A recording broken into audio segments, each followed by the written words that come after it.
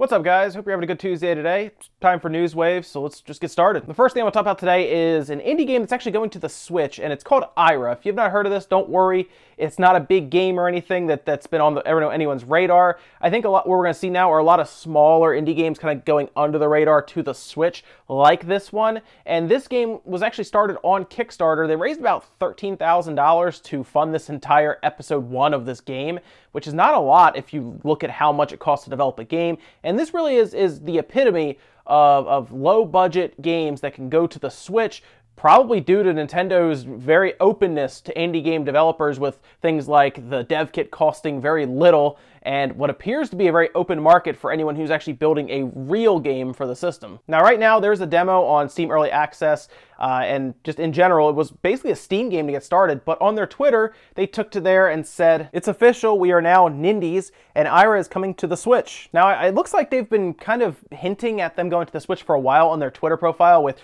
different pictures of the Switch being played, things like that, so I feel like this has pretty much been confirmed for a while, but maybe they got the final go-ahead from Nintendo to go forward with it. And like I said, this game is very, very low budget, but they're bringing it to the Switch. And the thing that, of course, caught my eye right away is that it's Unreal Engine 4. We've talked about how well it scales, but the big thing about this, something they're doing that's a little different, is they're not using Unreal Engine 4 to create a realistic-looking game, for example. Although games like Dragon Quest XI that are using Unreal Engine 4, it's not really realistic-looking. A lot of them, though, try to get that photorealism with Unreal Engine 4. This is different. This is more like a pixel look to it, like think of like a 2D pixely looking game, and they're using Unreal Engine 4. They even put a tutorial out on Facebook about how they're creating a pixel-looking game from Unreal Engine 4. So I like they're being creative with it. And then the other thing is, it's kind of like a point-and-click horror adventure style game. You could, like I said, you could check it out on Steam if you just want to look at it now, but it looks like it's a little different than most of them. And when I saw that, I had a feeling that it's using, for example, a mouse, and in this case, maybe it's going to use the touch screen on the Switch, or even when you dock it, for example, the pointer system that we saw with World of Goo. So there's a chance that this is going to take advantage of some of the extra features on the Switch, which may be why it's not announced for the Xbox One or the PS4 right now. As far as I can tell, it's announced for Steam and the Switch currently. So yeah, if you want to take a look at kind of a different type of game, I'll say, or like one that's based out of a smaller, if you even want to call them a studio, it looks like it's a couple people building it, go check their Kickstarter page out and look on Steam. I think their Kickstarter page has ended, but you can at least get a good bit of information for what they're trying to accomplish with this game and what it's supposed to be about. And I'll put a link to their Kickstarter page down in the description to make it really easy on you guys. And yesterday we had a full presentation for Dragon Quest XI, which was really cool because we saw a lot of gameplay footage. I mean, a lot of gameplay footage. They didn't say anything about the Switch, which is still kind of worrying some people, kind of bothering them, because a lot of people, I think, want to hold out for the Switch version. If you have a Switch, it's very, very interesting to be able to take it on the go with you and possibly enjoy the PS4 game, which I assume is the one going to the Switch, considering it's Unreal Engine 4. But they did show us a lot of gameplay for the PS4 version, and that's the one, like I said, that I think is going to go to the Switch. So it was really cool to see that. And then they show us quite a bit of the 3DS version, which looks surprisingly like really good as well. You figure they would focus a lot of their efforts on the PS4 version, considering that might be the one that also goes to the Switch.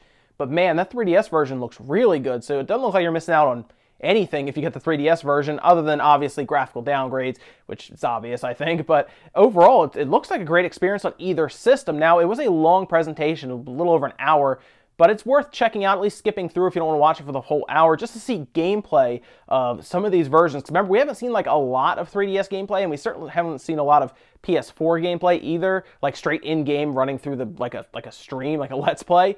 Check it out, though. It was really cool to see. I think the 3DS version is going to catch some people by surprise, too, with how high the quality is of it. And next bit of news actually involves Steam. Now, we know all about Steam at this point, right? Most of us have used it for a long time now, and it's pretty much been your go-to program for buying digital games on the marketplace when you use a computer. I know a lot of things like Origin and the Windows Microsoft Store has been around as well, but let's face it, usually you go to Steam first to check the games there, and then you go to the other ones, usually reluctantly even. Well, it looks like there might be a serious competitor entering the market against Steam, and you might be asking, well, that's weird. I've never heard of any other competitor that could deal with them, and we've seen Origin not fail, but not do well. Even Microsoft's own store, which is in Windows, has not done well. Where would this one come from?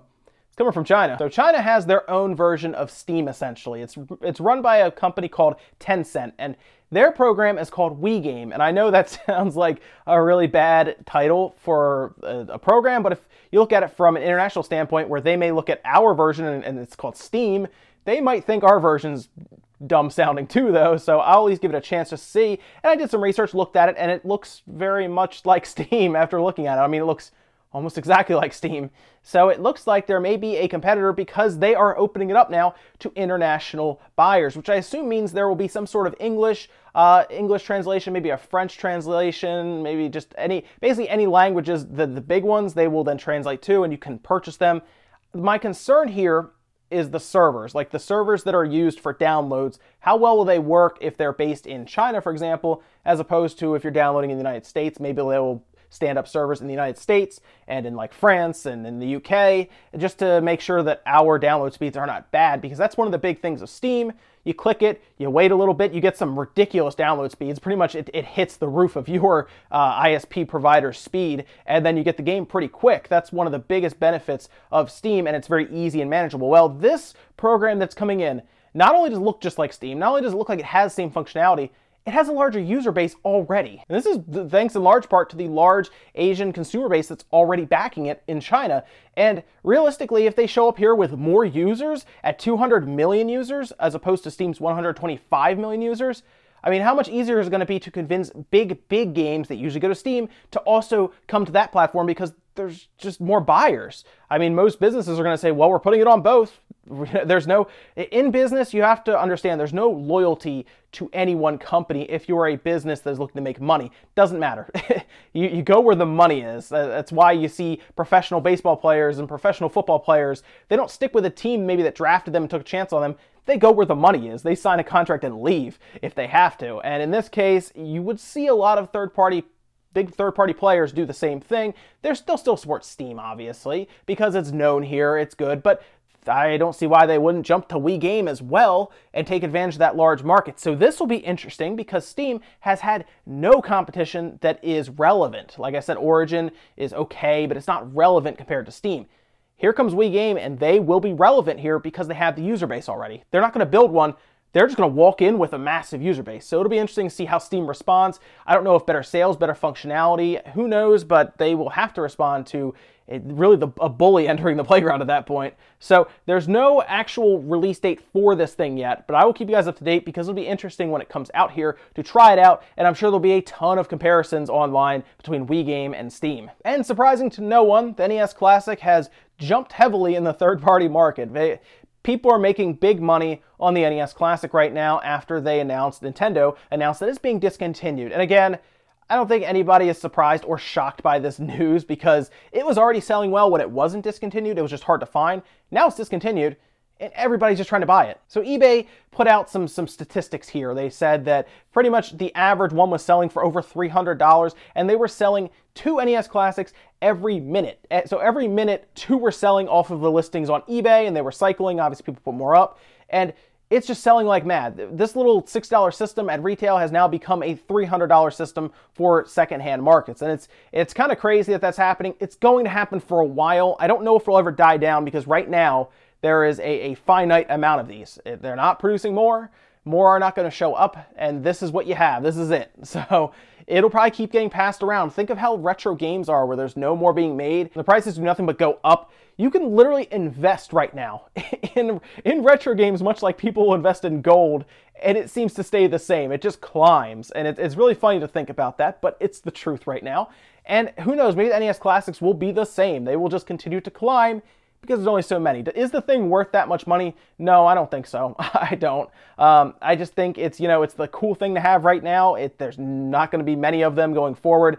As things go forward and more of these are destroyed, thrown out, damaged, they just stop working. At that point, it's going to become a rarity. It will. So if you have one now, consider holding on to it. I wouldn't sell it right now, especially not for the prices going there. I mean, $300 is good, but consider in years and years and years when it's worth maybe more than that. Or maybe just hold on to it and enjoy it and, play it like it's supposed to be. It's a game console. Have fun with it. Also, those $300 price tags may seem outlandish to people who don't have them yet.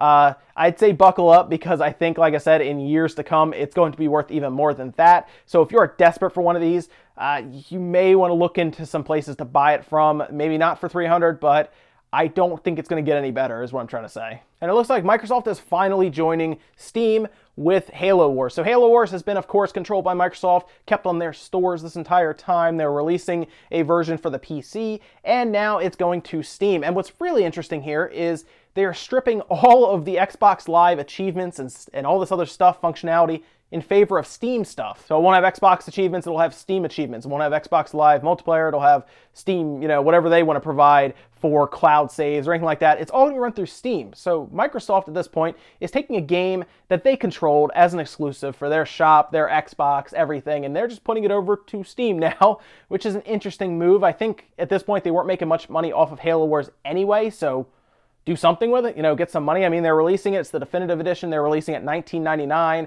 It's coming out on the 20th, so it's in 2 days. And really, at this point, get some more money for an old IP that is probably not providing you much value anyway. It was out on the 360. So why not get some extra double dip, essentially? Get some extra money from a group of people who would like to play it with a keyboard and mouse, for example, but they were stuck playing it with a controller on the 360. I don't think this is the worst move. I just think it's an interesting move by Microsoft to do this. I guess just more money from an old IP was worth that much to take it from an exclusivity and just move it over to Steam. In a way that kind of admits, to me anyway, admits that Microsoft understands that Steam is still much stronger than their Windows Store because it's worth putting over there to get more money than they would just keeping it on their Windows Store. But Microsoft, man, they need to soup up that Windows Store if they are going to be any type of a threat to Steam. And it's the craziest thing to think about because it's built into every computer that you get now. Every computer that they sell to somebody is a new user on their platform. They should have the most users. I mean, people who use Steam don't even have super powerful video cards half the time. They're playing games like League of Legends and Dota and stuff.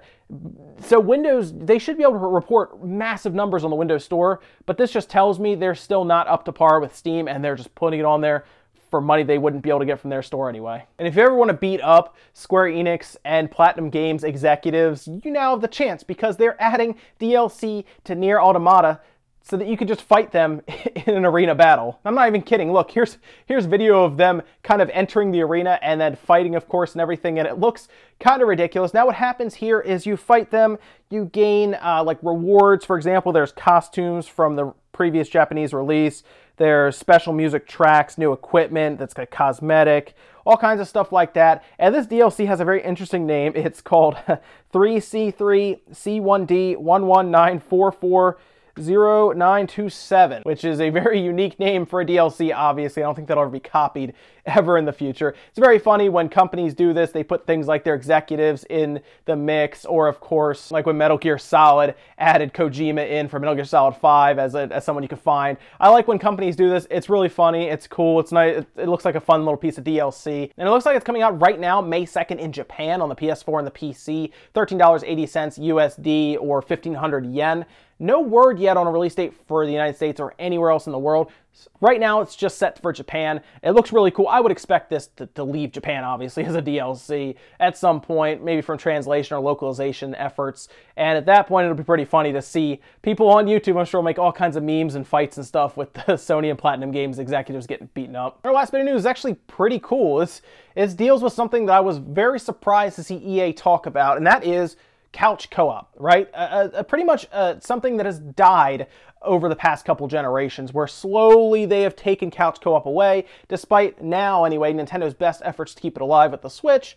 A lot of companies have been getting rid of that in lieu of you buying 2 systems and 2 copies of the game so you can hook up through System Link and then play with 2 different TVs in the same room. Well, now it looks like Battlefront 2 is still just going back to their roots. I'm very happy about this because this is what you could do in the old ones.